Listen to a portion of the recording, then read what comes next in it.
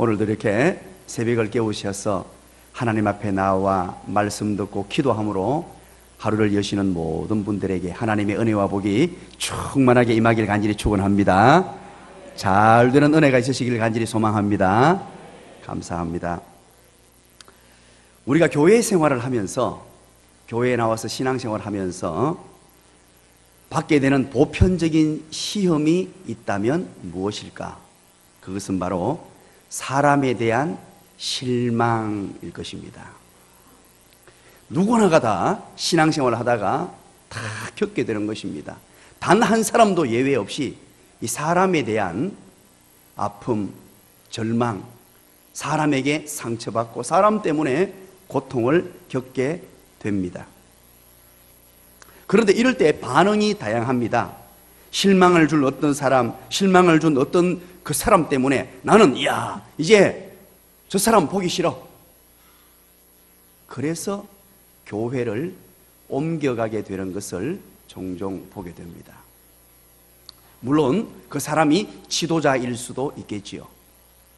그런데 그것은 좋은 케이스가 됩니다. 다른 교회로 옮겨가는 것 어쩔 수 없지요.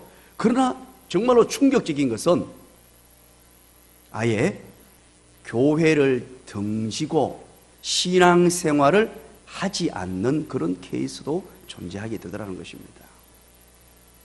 요즘 소위 말하는 이 한국 사회에, 특별히 한국 교회에 유행이 되는 단어가 하나 있습니다. 가나안 성도입니다. 가나안 성도를, 가나안을 거꾸로 한번 해보십시오. 시작. 안 나가 성도입니다. 어디 안 나간다고요? 교회 안 나간다는 것입니다. 나는 이제 교회 나가기 싫어. 받은 상처 때문에 나가기 싫어. 그런데 그 사람들 중에 많은 분들은 나는 예수님은 사랑하지만 사람은 싫어. 나는 예수님은 좋지만 사람은 싫어. 이런 자세를 취하는 사람들도 많이 있다는 것입니다. 그런데 이런 많은 사람들의 상처, 갈등, 아픔, 이것은 어디에서 오느냐? 교회에 대한 잘못된 이해 때문입니다. 교회에 대한 어떤 이상적 기대를 가지고 있다는 것입니다. 교회는 이런 것이어야 된다라는 나름대로의 교회의 기준이, 자기 나름대로의 생각, 자기 나름대로의 가치관, 자기 나름대로의 철학이 성경적이지도 않고 나름대로 교회는 이래야 된다, 그렇게 정해놓고 거기에 맞지 않으면 그렇게 판단해버리는 경우가 많다는 것입니다. 여러분, 기독교 역사 가운데 가장 역동적이고 가장 모범적인 교회를 찾으라면 어떤 교회가 여러분 떠오릅니까? 가장 이상적이고 가장 모범적인 교회, 그건 바로 성경에 등장하는 여기 나눔과 성김의 교회. 그런데 야, 우리 전령교 훌륭합니다. 누가 그랬지? 정수가 그랬어? 종훈이가 그랬어? 아유, 훌륭합니다. 기독교 역사 가운데 가장 이상적이고 역동적인 교회, 그러니까 나눔과 성김의 교회. 참 그 발상 자체가 아주 훌륭합니다. 앞으로 그렇게 될 줄 믿습니다. 네. 성경에 보면 바로 에베소 교회입니다. 이 에베소 교회는 아주 좋은 교회였다라고 그렇게 성경은 기록하고 있죠. 모범적인 교회였습니다. 그런데 이 에베소서를 여러분 살피다 보면요, 특별히 4장에 넘어가서 보시면 4장 25절 이하에 쭉 보시면 아주 재미있는 기록을 보게 됩니다. 에베소 교인들에게, 에베소 교회에게 바울이 하는데 이렇게 말합니다. 그런 거짓을 버리고 그 이웃과 더불어 참된 것을 말해라, 그렇게 말합니다. 그 말은 무슨 말이냐니까 에베소 교회 안에 이 거짓말쟁이들이 있었단 말입니다. 거짓말을 반복되이 하는 성도가 교회 안에 있더라는 거예요. 그 모범적인 교회에. 그리고 28절로 넘어가 보시면, 쭉 넘어가 보시면 뭐라고 기록하는 줄 아십니까? 도둑질하는 자는 다시는 도둑질하지 마라. 도둑질하는 자도 있었대요. 우리 청년들도 안 놀라네, 이런 얘기 하는데. 그 모범적인 교회, 이상적인 교회라고 치러지는 바로 초대교회, 우리가 흔히 표를 정할 때 초대교회로 돌아가자, 그 이상적인 교회처럼 우리가 다시 한번 본받자, 그렇게 정하는 교회, 그 에베소 교회 말입니다. 그런가 하면 29절에 또 이렇게 말합니다. 무릇 더러운 말은 너 입 밖에도 내지 마라 하면서 나오는 게, 더러운 말을 일삼는 사람들도 그 교회에 있었더라는 것을 우리는 확인하게 됩니다. 여러분, 그렇기 때문에 교회 생활을 하다가 때로는 교인들이 거짓말을 합니다. 때로는 도적질을 합니다. 때로는 말을 입에 담지 못할 말을 합니다. 이상한 얘기를 합니다. 교회 안에 저런 사람도 있나 싶으면 이런 생각을 하면 됩니다. 당연히 있지. 교회는 당연히 있다. 그렇게 보시면 돼요. 혹시 여러분 교회 생활을 하다가 여러분에게 상처를 주는 사람을 만납니다. 여러분들을 힘들게 만들고 여러분들이 그 이상의 기대치에 기대하지 못하도록 만드는 사람들을 만나게 될 거예요. 우리같이 좋은 교회, 나눔과 섬김의 교회에도 그런 분들이 있을 수 있다는 것입니다. 말을 함부로 하고, 때로는 나에게 상처 주는 말을 하고, 때로는 상처 주는 행동을 하고, 상처 주는 어떤 여러 가지 표현을 하고, 그런 분이 있을 수 있어요. 왜 그런 줄 아세요? 오늘 본문에 16절, 17절을 읽어보시기 바랍니다. 함께 읽겠습니다. 우리 결론부인데요, 오늘은 16절, 17절부터 먼저 읽고 앞부분을 살필게요. 16절 나가시겠습니다. 시작.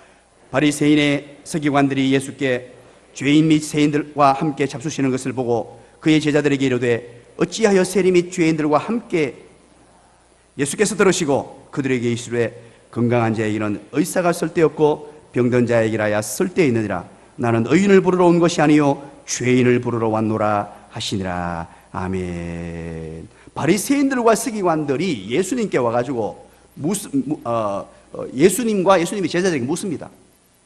아니, 예수님, 당신의 그 랍비가 왜 죄인들과 세리들, 인간 취급받지 못하는 저 죄인들, 나쁜 사람들, 악한 사람들하고 저렇게 밥을 먹느냐 지금.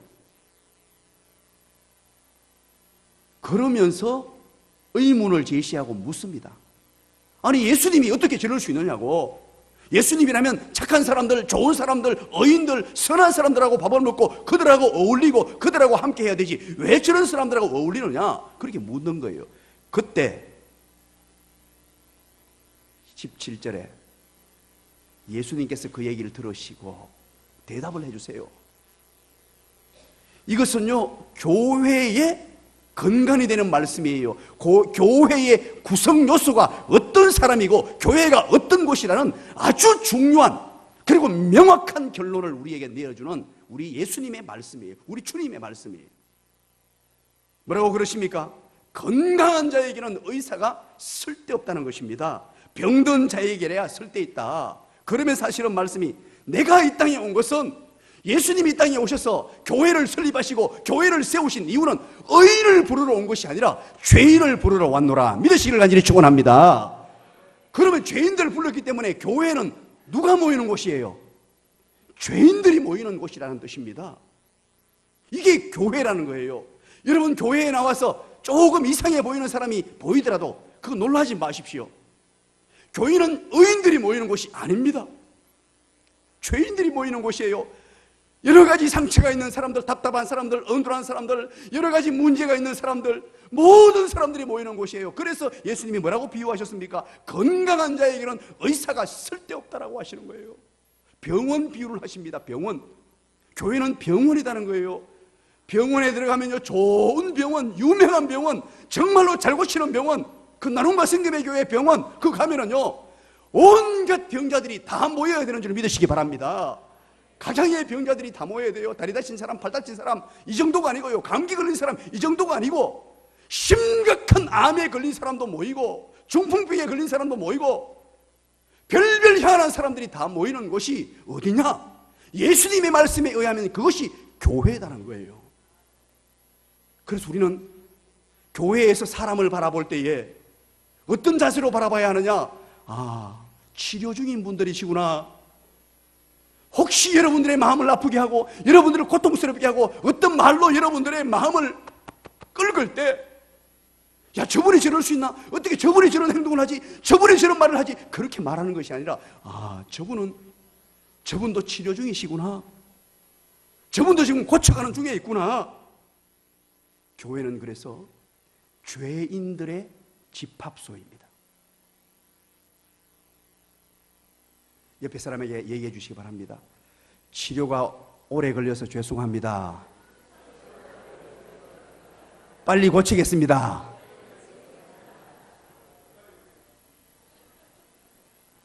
빨리 고치는 거예요. 정말로 좋은 병원은요, 정말로 좋은 병원은 환자를 멋지게 빨리 고쳐내는 병원이에요. 정말로 좋은 교회는 어떤 분들이 모여도, 어떤 환자분들이 모여도, 세상에 어떤 아픔과 상처가 있는 분들이 모여도, 어떤 결함을 가지고 어떤 조그마한 잘못된 부분이 있는 사람이 오더라도 예수 그리스도 안에 와서 진정한 의사 되신 우리 예수님을 만나는 순간에 완전히 회복되는 역사가 나타나는 줄 믿으시길 간절히 축원합니다. 그러나 여러분, 성도가 조금 부족한 부분이 보이더라도 그거 가지고 여러분 입대지 마세요. 조금 아파하는 사람이 오고, 조금 말에 실수를 하는 사람이 오고, 조금 까제 눈을 뜨고 보는 사람이 찾아올지라도 그것 때문에 여러분들 상처받거나 그것 때문에 입대지 마세요. 그것은 기도 제목입니다. 함께 도와주는 거예요. 그분 빨리 고치도록, 빨리 고쳐지도록 하나님 도와주세요. 어느 분 보니까 아직까지 그런 부분이 있네요. 그리고는 말로는 절대 얘기하면 안 돼요. 그 말 가지고 사람을 죽이는 것입니다. 그리고 마음으로 알고, 아, 저분도 나처럼 치료 중이구나. 나는 팔을 다쳤는데 저분은 발을 다쳤구나. 저분은 머리가 다쳤구나. 저분을 위해서 기도해드려야지. 우리 교회에서 예수님 만나서, 진정한 의사 되시는 예수님 만나서 치료되도록 도와드려야지. 여러분, 같은 환자끼리요, 이럴 수 있단 말이에요. 같은 환자끼리. 어떤 사람은 팔 다치고 어떤 사람은 다리 다쳤는데, 팔 다친 사람이 다리 다친 사람에게 그렇게 말합니다. 아니, 저거는 덩치같이 왜 다리 다치노 저거? 지는 팔 다치놓고. 또 어떤 사람은 이렇게 말합니다. 어떻게 뭘 잘못해가 머리 다치노 저거는? 손은 그래도 좀 낫다. 그러고는 환자가 환자를 욕하고 서로 질책한다면 이 얼마나 부끄러운 일일까요? 우리 모두는 환자예요. 여기에 완벽한 사람이 누가 있더란 말입니까? 어떤 사람은 빨리 고치는 분이 있고, 어떤 사람은 고치는데 오래 걸리는 사람이 있을 뿐이에요. 교회는 그런 곳입니다. 그래서 우리 모두는 환자이기 때문에 치료 중이에요. 치료 중인 환자끼리 서로 돕고 서로 격려하면서, 때로는 실수하는 게 보여도 우리 예수님 만나서 고치자고, 우리 손에 손잡고 함께 갑시다. 빨리 고쳐서 우리 주님 기쁘시게 하는 사람이 됩시다. 이 병을 빨리 고쳐가지고 건강한 사람 되어 하나님의 복음을 위해 힘씁시다. 서로 손잡고 격려하며 위로하며 칭의격감하며 살아가는 사람이 바로 저와 여러분인 줄 믿으시기를 간절히 축원합니다. 오늘 본문에 예수님께서 이런 분들을 어떻게 대하시느냐? 우리가 보기에 죄인인들 사람, 우리가 보기에 연약한 사람, 우리가 보기에 조금 부족해 보이는 사람들을 바라보는 예수님이 어떻게 바라보시느냐, 이거 중요한 것 아니겠습니까? 구체적으로 우리가 지금 어떻게 교회 생활을 하며 또 다른 사람을 대하고 살아야 될까? 첫 번째, 예수님께서 사람을 보시는데요, 예수님께서 사람을 보시는 것처럼 우리도 그렇게 보고 살아야 한다는 거예요. 예수님이 사람들을 어떻게 보셨는가? 한번 볼까요? 우리 13절 14절입니다. 다 같이 읽겠습니다. 13절 14절 시작. 예수께서 다시 바닷가에 나가심에 큰 무리가 나왔거늘 예수께서 그들을 가르치시니라. 또 지나가시다가 알페의 아들 레위가 쇠관에 앉은 것을 보시고 그에게 이르시되 나를 따르라 하시니 일어나 따르니라. 아멘. 예수님께서 다시 바닷가에 나갔다는 말이에요. 다시 바닷가에 나가셔서 거기에서 다시 갔다는 말은 이전에도 갔다는 말이죠. 제자들을 선택할 때도 바닷가에서 선택했거든요. 갈릴리 전도여행을 막 하시면서 갔던 곳에 또 가셔가지고 가니까 사람들이 큰 무리가 예수님을 따라와요. 예수님에 대한 소문이 벌써 났습니다. 예수님이 얼마나 대단한 분이시고 구원을 주시고 병자를 고치고 놀라운 진리를 전파하신다는 사실을 듣고 사람들이 따라 나왔습니다. 그래서 예수님께서 또 그들에게 주님이 오신 목적, 복음을 전하는 거예요. 또 그들에게 복음을 전하고 사람을 만나기만 만나면 예수님의 오신 목적을 성취합니다. 그들을 가르쳤어요. 또 복음을 전하고 말씀을 전했단 말이에요. 그리고 14절에 지나가시는데 알페오의 아들 레위라는 사람이 등장합니다. 여러분, 레위라는 사람에게 동그라미를 쳐놓으세요. 이 레위라는 사람이 등장합니다. 레위가 세관에 앉아있는 것을 보시고 그에게 이르시되 나를 따르라고 부릅니다. 레위라는 사람이 등장하면서 레위를 세관에 앉아있는 것을 보셨다. 자, 그러면 세관에 앉아있는 이유가 여러분 뭘까요? 우리 청년들, 세관에 앉아있는 이유가 뭐지? 그렇습니다. 역시 훌륭합니다. 세리였기 때문이죠. 레위라는 사람의 직업이 세금 거두는 세리였습니다. 여기에서 이 세리라는 직업을 우리는 조금 한번 기억해 내볼 필요가 있습니다. 성경에서 세리는요, 정말로 이 당시 나쁜 사람 이렇게 표현하면 돼요. 인간 취급하지 않았습니다. 유대인들이 그들을 쓰레기 취급했어요. 민족의 반역자로 취급했습니다. 이 세리가 있으면요, 지나가다가 세리가 보이잖아요. 그러면 고개를 자기들도 모르게 털고 지나갔습니다. 얼굴 보는 것조차 싫어하고 마주치는 것조차 싫어했습니다. 왜 그런가 하니까 백성들에게 세금을 거두고 가는데 못된 방법으로 백성들의 피를 빨아먹고 사는 사람들이 바로 이 세리들이었습니다. 백성들을 너무 고통스럽게 만드는데 구석구석의 세금 명목으로 자기들 마음대로 막 정해가지고 백성들의 피를 그냥 뽑아먹는 그런 사람들이 세리였기 때문에 악독하기로 유명했고, 그래서 유대인들은요, 세리들은 정인으로도 안 세웠습니다. 저 인간들은 믿지 못할 인간이다. 아예 인간 취급을 하지 않았다는 것입니다. 동족 취급을 하지 않고 아예 주변에 두기를 싫어했습니다. 이때 당시에 세금이 두 종류가 있었습니다. 크게 정세와 관세 이렇게 두 종류로 나눠 있었어요. 이 정세는 뭐냐? 인두세, 토지세, 소득세입니다. 사람이라면 모든 사람이 내는 세금이 인두세입니다. 사람 머리에 따라 다 내는 사람 12세에서 65세까지 모든 사람이 다 세금을 냈습니다. 이게 정세고, 토지세는 땅을 가진 세금 그대로고요. 그리고 소득은 소득에 따라 내는 세금이었어요.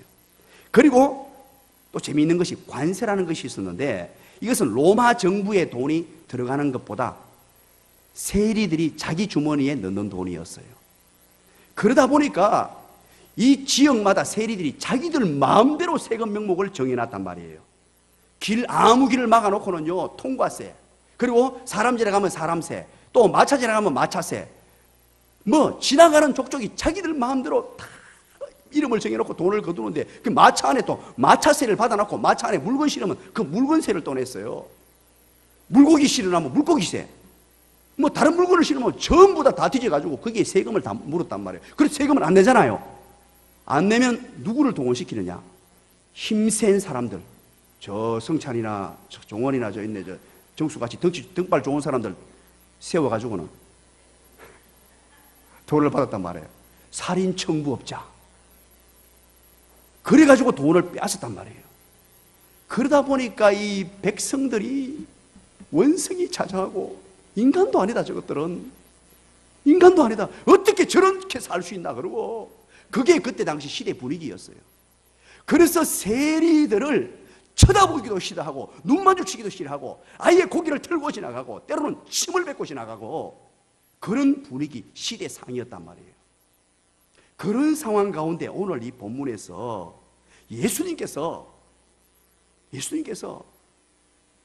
레위가 세관에 앉아서 세금 거두고 있는 그 악한 일을 하는 그 사람, 현재 돈을 거두고 있는 악한 일을 하고 있는 그 사람을 보셨다라고 기록하고 있어요. 이 본문은 그냥 너무 간단하게 지나가는 것 같고 너무 쉽게 넘어가는 본문 같지만, 이 본문은 가히 충격적인 본문입니다.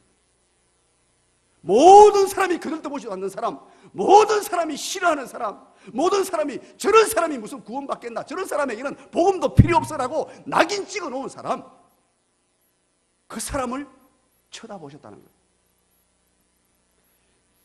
이 레위를 보았다라는 이 단어, 보시고라는 단어에 성경학자들이 많은 주석을 달아 놓았는데요, 이 본문을 해석을 합니다. 이 본문을 읽다가 나름대로 충격을 받고 도전을 받아가지고, 이야, 이것이 바로 이런 의미겠구나 라고 나름대로 주석을 달아 놓는데, 그 중에서 윌리엄 바클레이라는 주석학자가 있어요.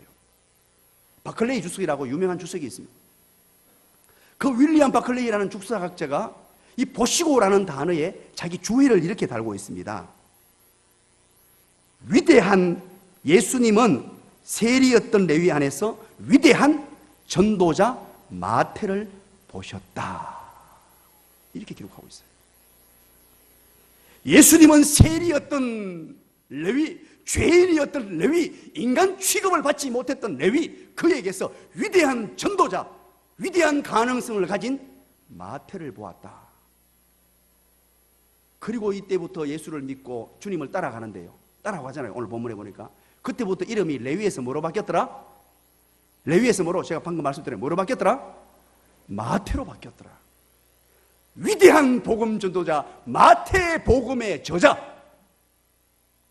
유대인들에게 쓴 편지가 마태복음인데요, 마태복음의 저자, 그가 바로 누구냐? 오늘 본문에 세관에 앉아서 나쁜 짓을 일삼던 그 레위였단 말이에요.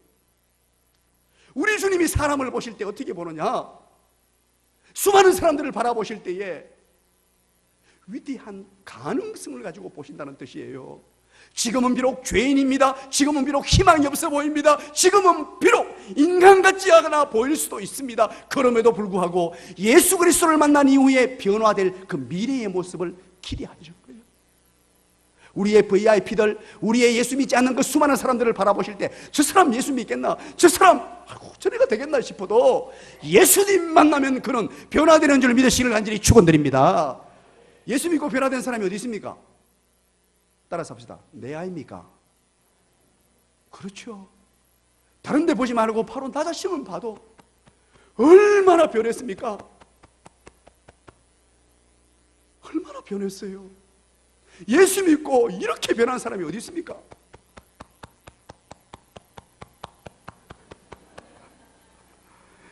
여러분이 호응을 안 해주니까 제가 답답해가지고 가슴 소리가 이렇게 크게 납니다.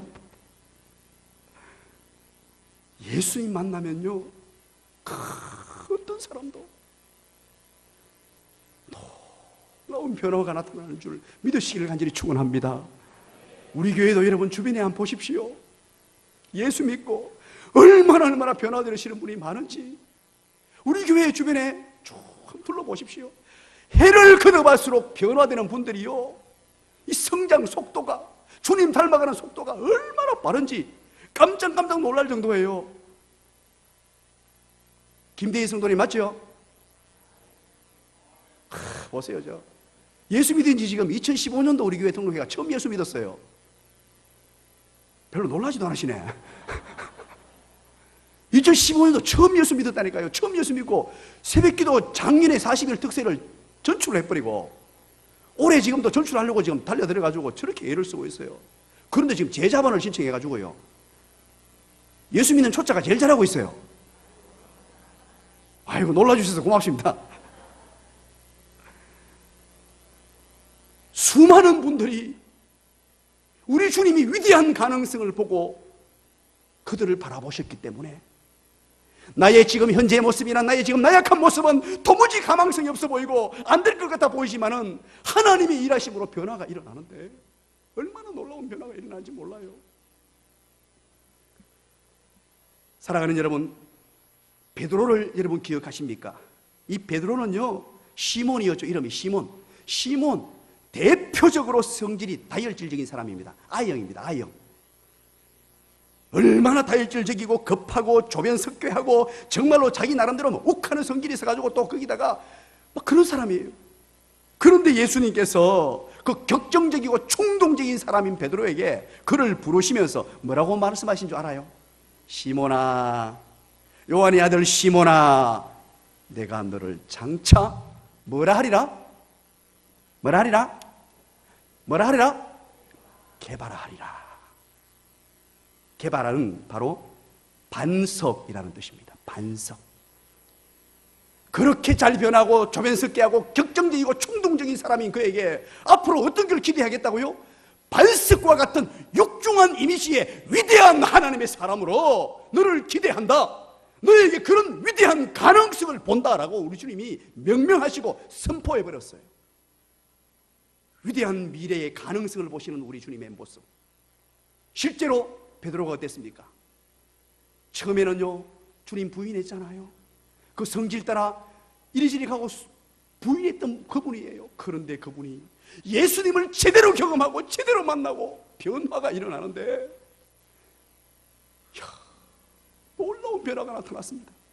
초대교회의 최고의 자리에 올라서 사도행전의 그 놀라운 역사를 이끌어가는 하나님의 사람, 하나님의 성령이 그를 사용하시는데 그 변화된 모습을 보고 육중한 발석과 같이 든든하게 초대교회를 세우는 위대한 하나님의 사람이 되는데 그가 나가서 복음을 전했더니 3,000명이 하나님께 돌아오고 5,000명이 돌아오는 기적과 역사가 나타난 줄 믿으시기를 간절히 축원합니다. 초대같이 위대한 초대교회의 위대한 하나님의 사람으로 그를 하나님이 사용하십니다. 심지어 평생 사역하고 죽을 때에 나는 예수님처럼, 예수님은 십자가에 못 박혀 돌아가셨지만 나는 똑바로 돌아가 죽을 그런 인간이 못 된다라고 육중한 반석의 이미지로 예수님 가신 그 십자가에 거꾸로 매달려서 마지막을 맞이하는 육중한 반석과도 삶을 살다가 반석과도 같이 천국에 입성하는 위대한 하나님의 사람 예수님이 위대한 가능성을 보시고 그렇게 하셨기 때문에, 이야, 놀랍지 않습니까? 이게 우리 주님이 사람을 보는 방식이에요. 이게 우리 주님이 사람들을 대하는 방식이에요. 현재 모습이 부족합니다, 연약합니다, 나약합니다. 여러분들 아이들 때로는 부족해 보입니까? 성적이 좀 떨어지는 것 같이 보입니까? 부모님 말씀 안 듣는 것 같이 보입니까? 여러분 입으로 쪼지지 마세요. 절대 입으로 이놈의 자식 네 같은 놈이 왜 내한테 태어나가지고, 그런 생각도 하지 마세요. 그렇지, 그 집에는 다 키웠는데 박재숙 집사님, 손자 손녀, 좋습니다. 자녀를 바라보실 때, 여러분 손자 손녀를 바라보실 때 위대한 가능성을 가지고, 때로는 조금 농땡이를 부려도 좋아요, 괜찮습니다. 그게 아이들이에요. 따라서 합니다. 우는 아이가 문제가 아니라 신경 쓰는 애가 문제다.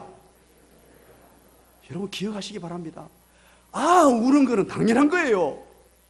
중학교 2학년짜리가 농땡이 좀 부르는 거 그거 당연한 거예요. 그걸 왜 호들갑을 떱니까?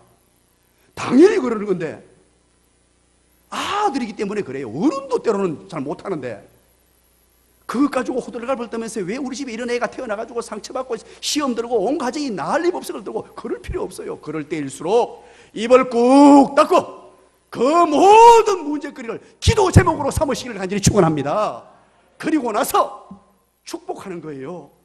그리고 나서 말로 너는 잘 될 거야, 하나님이 너와 함께 하시니까 잘 될 거야, 어떻게 해서 네같이 존귀한 놈이 우리 집에 태어났는지 고맙다 예훈아, 그지?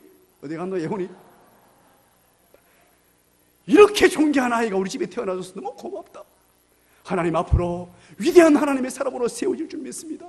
하나님, 우리 집에 이 아이가 정말로 우리 주님 함께 하시면 능치 못한 일 없는 줄 믿습니다.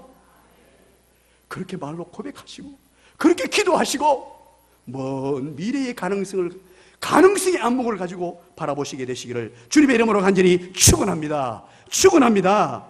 그리고 두 번째입니다. 예수님께서 이렇게 사람을 보신 후에 그들을 부르십니다. 초청하신단 말이에요. 가능성의 안목으로 보기만 보고 끝내는 것이 아니라, 아이고야 그거 뭐 대단하네, 앞으로 위대한 사람 될 기다, 말로만 쓸어내놓고 끝내는 것이 아니라 그들을 불러야 돼요. 예수님은 직접 불렀지만 우리는 누구에게로 초대해야 됩니까? 예수님에게로, 하나님에게로. 그렇습니다. 위대한 가능성을 가진 사람들은 그냥 자기 혼자 내버려 둬가지고는요 희망이 없어요. 예수 그리스도에게로 나오면 희망이 있는 줄 믿으시기를 간절히 축원합니다. 마태라는 이름의 뜻은 무엇인 줄 아십니까? 레위에서 마태로 이름을 바꿔주셨는데 앞으로 마태가 되거든요. 마태라는 뜻은 하나님의 선물이라는 뜻이에요. 하나님의 선물로 세워버렸어요. 하나님의 위대한 선물로. 위대한 전도자의 가능성을 본 거잖아요. 본 데서 멈추는 것이 아니라 14절 하반절에 그에게 이르시되 뭘 하라고요? 나를 따르라 하시니 일어나 따랐다라고 합니다. 주님이 초청하고 불렀습니다. 그 이유가 뭐냐 하면, 아무리 위대한 가능성이 있어도 예수님 못 만나면, 예수님에게로 오지 아니하면 그 아무것도 아니에요. 정말로 보잘것없는 사람이라도 그 잠재시 속에 위대한 가능성이 있는 사람이 예수 그리스도를 만났을 때, 예수님에게로 나왔을 때, 그때 놀라운 역사가 나타난다는 사실을 믿으시기 바랍니다. 우리 주변의 모든 사람들, 단 한 사람도 예외 없습니다. 우리 교회에 있는 모든 분들도 마찬가지예요. 너무 중요합니다. 신앙생활을 간단히 말하면 두 가지입니다. 첫 번째가 바로 예수님 만나는 거예요. 신앙생활을 증의하라면 예수님 만나는 거예요. 두 번째는 예수님을 따라가는 겁니다. 그래서 중요한 것, 예수님 만나는 게 중요해요. 너무너무 중요합니다. 교회에 왔습니다. 그렇다면 반드시 예수님 만나야 돼요. 예수님 만나지 못하고 신앙생활 하는 사람이 종종 있을 수 있습니다. 이건 비극 중에 비극이에요. 예수님을 반드시 만나야 돼요. 여러분, 여름 행사를 합니다. 겨울 행사를 합니다. 우리 아이들에게 행사를 합니다. 그 행사의 핵심, 중심이 뭔 줄 아십니까, 여러분? 교회 한 불러가 노는 것 아니에요. 노는 것 같이 보이고 행사하는 것 같이 보이고 수련회를 떠나고 많이 하는데 그 중심에 깊숙이 뿌리내리는 게 뭐냐? 예수님 만나게 하는 거예요. 머릿속에 그게 가득 차 있단 말이에요. 우리 목사님들, 교육자들 머릿속에 이놈들 예수님 만나면 되는데, 예수님 만나게 해줘야 되는데, 이번 기회에 우리 예수님 만나가지고 그 인생이 완전히 변화되어야 되는데, 그리고는 예수님 만났으면 이제 예수님 따라가는 거예요. 예수님이 가신 길을 따라가는 거예요. 옆에 손을 붙잡고 우리 40일 천국 여행길을 가듯이 이제 믿음의 여정, 동역자들과 손에 손을 붙들고 서로 부족한 사람들끼리 서로 위로하며 격려하며 함께 주님 가신 길을 따라가는 게 신앙생활이에요. 따라가다 보니까 와, 이렇게 좋네. 그러면서 뭐가 되느냐? 내 삶이 바뀌어요. 주님 따라가면서 가치관이 바뀌어요. 주님 따라가면서 세계관이 바뀌어요. 살아가는 행동 양식이 다 바뀌어지는 거예요. 주님 따라가면서. 마지막 세 번째입니다. 마지막 세 번째 15절입니다. 다 같이 한번 읽어보겠습니다. 시작. 그의 집에 앉아 잘 쑤실 때에 많은 세리와 죄인들이 예수와 그의 제자들과 함께 앉았으니 이는 그러한 사람들이 많이 있어서 예수를 따름이르라. 아멘. 자, 예수님께서 이제 레위가 자기를 초청해가지고 따르라 그러니까 레위가 자기 집에 초대했습니다. 오늘 본문에는 이 본문이 명확하게 안 드러납니다만 누가복음 5장 29절에 보면요, 레위 집에서 예수님을 위해서 큰 잔치를 벌였다라고 기록하고 있어요. 이 마태가요, 자기 집에서 큰 잔치를 벌였어요. 자기를 불러주시니까 너무 좋아가지고 큰 잔치를 벌였는데 거기에 누가 있는지 15절 한번 보세요. 누가 거기에 함께 식사했습니까? 잡수실 때 누구와? 또 누구? 기가 막힙니다. 사람들이 피하는, 여기에서 우리는 세 번째, 우리가 정말로 이웃들을 하나님의 사람들로 초대하려면, 교회로 초대하려면 무엇을 뛰어넘어야 하느냐? 편견과 선입관을 뛰어넘어야 한다는 거예요. 우리가 그동안 쓰고 있던 안경이 있습니다. 우리 나름대로의 철학과 가치관과 어떤 상식의 색안경을 끼고 그렇게 사람들을 바라보면서 낙인 찍고 사는 것이 얼마나 많은 줄 몰라요. 저 사람은 저래서 안 돼, 저 사람은 저래서 안 돼, 저 사람은 저랬기 때문에 안 돼. 그 안경을 다 벗어버려야 돼.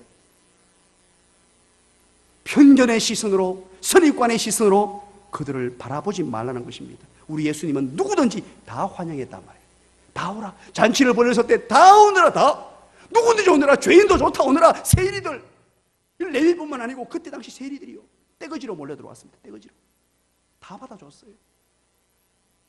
이 말은 우리 주님은 누구든지 이 세상에 우리 주님 앞에 나오지 못할 사람이 없다는 거예요. 예수님은 누구든지 편견과 선입관의 안경을 끼고 그렇게 보시지 않았다는 뜻입니다. 우리 또한 예수님처럼 편견과 선입관의 안경을 벗어던지고 우리 예수님의 시각으로 바라보면서 그들을 대하는 것. 성도 간의 상호 간에도 마찬가지입니다. 그렇게 대하는 것입니다. 말씀의 결론을 맺습니다. 인류의 역사 가운데서도 여러분 보세요. 얼마나 중요한지. 사람들을요, 참 보잘것없는 사람이 얼마나 크게 역사했는지 여러분 간단하게 몇 사람만 제가 한번 소개해 볼게요. 아이삭 뉴턴 있죠. 만루 인력의 법칙을 만든 뉴턴은 어떻게 했습니까? 늘 꼴찌만 도맡아던 열등하였어요. 근데 그가 위대한, 세계를 뒤흔들어 놓는 위대한 사람이 되었습니다. 발명왕 에디슨은 여러분 기억하시죠? 초등학교 2학년밖에 학교를 다니지 못했어요. 왜? 선생님이 그렇게 말했습니다. 네 같은 멍텅구리는 내가 못 가르치겠다. 학교에서 초등학교 2학년 때 쫓겨난 사람이에요. 그런데 이 전 세계를 움직이는 위대한 사람이 되었습니다. 베토벤도 마찬가지였습니다. 음악 선생님으로부터 뭐라고 들은 줄 아십니까? 너는 음악에 전혀 소질이 없는 그런 아이야. 그리고 낙인 찍어버렸어요. 월터 디즈니랜드를 만든, 여러분 월터 디즈니라는 사람을 아시죠? 그는 원래 신문기자였어요. 신문사에서 쫓겨났습니다. 뭐 때문에요? 아이디어가 없다는 이유로. 너같이 아이디어 없는 인간이 무슨 신문기자냐고 신문사에서 쫓겨났어요. 그런데 이 세상에서 가장 탁월한 탁월한 아이디어가 뭡니까? 디즈니 랜드 아닙니까? 그걸 만들어낸 사람이 되었단 말이에요. 여러분, 아인슈타인은 수학 성적에 낙제점을 받았습니다. 4살 때는 전혀 말을 할 줄 몰랐고 7살 때 겨우 책을 읽어서 학교 선생님이 그렇게 말했답니다. 정신 발달이 느리고 사교성이 없으며 환상에 사로잡힌 아이라 하고는 낙이 찍어놓고 이게 가망성이 없는 아이라고. 오늘 우리는 큰 시각에서 우리 교회를 알아봤습니다. 그리고 사람들을 대하는 태도를 알아봤습니다. 우리 자녀들을 대하는 태도들. 정말로 우리 주님의 시각으로 바라보면서 성도를 바라보고 주변 사람을 바라보는 오늘 말씀을 따라 예수님의 시각을 가지는 사람이 되기를 원합니다. 우리 함께 기도할까요? 자, 오늘도 기도할 때 하나님이여, 오늘 이 아침에도 은혜를 주시옵소서. 기도 응답의 주인공 되게 하여 주시옵소서. 기적의 주인공 되게 하여 주시옵소서. 나의 모든 기도 제목들 들어 응답하여 주시옵소서. 나라와 민족을 위해 기도합니다. 교회를 위해 기도합니다. 우리 고3 아이들, 이 수능생들, 87명의 아이들 한 사람 한 사람 하나님 은혜를 주시옵소서. 우리 하나님 앞에 두 손 들면서 그렇게 말합니다. 하나님, 내 얼굴 좀 봐주세요. 하나님 사랑하시는 자가 왔습니다. 하나님이 너무 사랑하시는 자가 왔습니다. 우리 두 손 높이 들고 주여 부르짖고 기도하기를 소원합니다.